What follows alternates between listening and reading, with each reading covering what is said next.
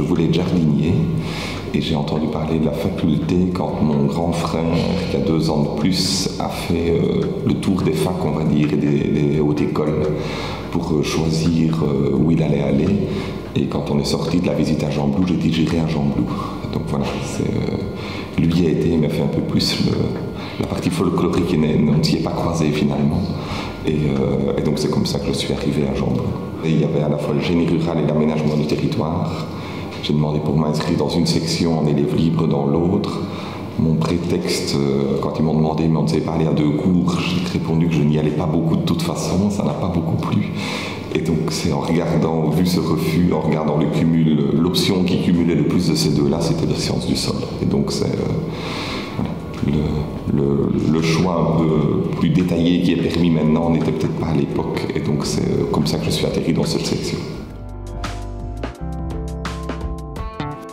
Avant tout d'être force de proposition et donc compétent dans son domaine ou sachant trouver l'info. Et puis peut-être surtout qu'il soit investi. Oui, de vraiment essayer d'être sur une approche d'un peu garantie résultat. On peut se tromper, mais qu'on essaie d'aller jusqu'au bout et d'amener quelque chose. Et ça, je pense que c'est quand même ce type d'études y aide, et surtout ce qu'on mène comme type de projet dans les études et à côté des études, et d'avoir cette approche. Il y avait eu quelques années Stéphane Hessel avec son essai Indignez-vous. Et en fait, je pense qu'il faut s'indigner, c'est absolument nécessaire, et donc, mais il faut dépasser ça.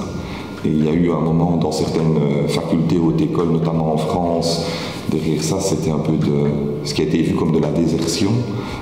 Moi, j'ai envie de dire au contraire, je veux dire, indignez-vous, mais surtout engagez-vous. Soyez impertinents, amenez de la critique, du changement, de la critique constructive, mais investissez-vous à n'importe et engagez-vous dans toutes les facettes, que ce soit dans le monde associatif, que ce soit dans le monde académique, dans la vie politique s'il y en a qui le veulent, mais mettez-vous dans le système pour le changer, ne restez pas en marche, parce que la vitesse des changements dont on a besoin implique que les gens s'engagent, s'investissent.